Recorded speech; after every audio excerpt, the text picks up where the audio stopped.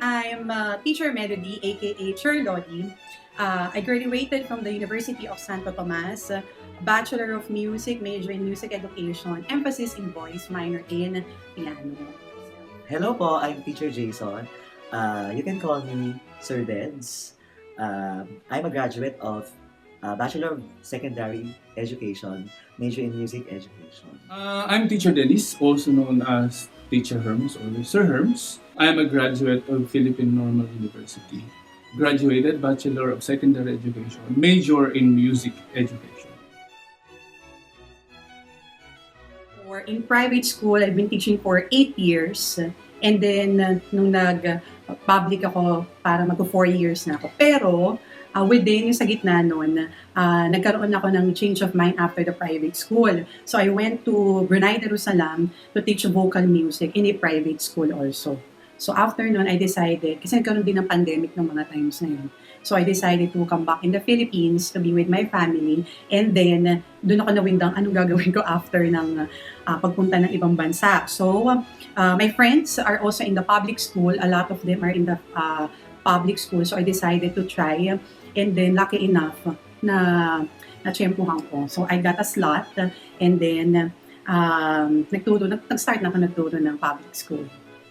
I've been teaching for, I think, 4 years at private. Tapos, it's my 6th year now. So, 10 years. Yeah. I've been teaching for quite almost 20 years now. 12 years in the private school and then 8 years going 9 in the public school.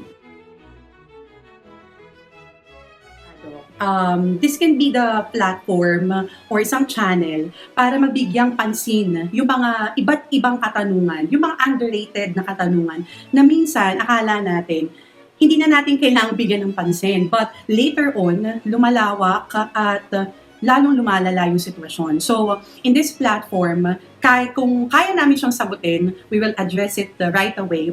Pero kung hindi namin kaya, we will invite some speakers and we will need to research about it para magkaroon tayo ng awareness kung ano ba yung mga tanong na dapat nating agad-agaran sinasagot about music. Tunog edukado, una, yung sa salita, dalawang mabibigat na salita. Yung isa ay tunog, which is sa English sound. Dito sa channel na to, gusto namin sana na maihayag, mapatunog yung aming mga hinaing, yung aming, hindi lang hinaing, pero nauna talaga yung hinaing.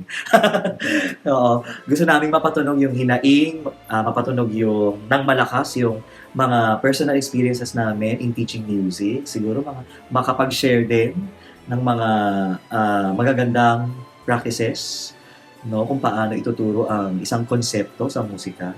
So yun, gusto rin namin maging mapatunog ng malakas, yung aming mga kaalaman at ma-amplify yung tunog ng boses ng bawat guro sa musika. Pati kayo, pati kayong mga manonood, kayo rin ay inaanyayahan kong patunugin ang inyong boses. Hopefully, sa channel na to ay maraming makadinig ng tunog edukado.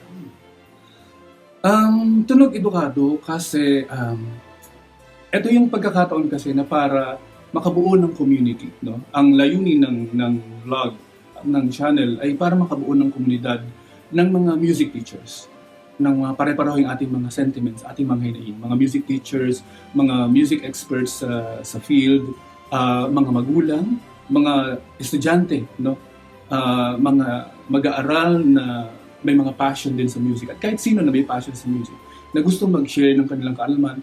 Lagi tayong nagsasabi best practices. Ano nga ba talaga ang importante para sa kanila?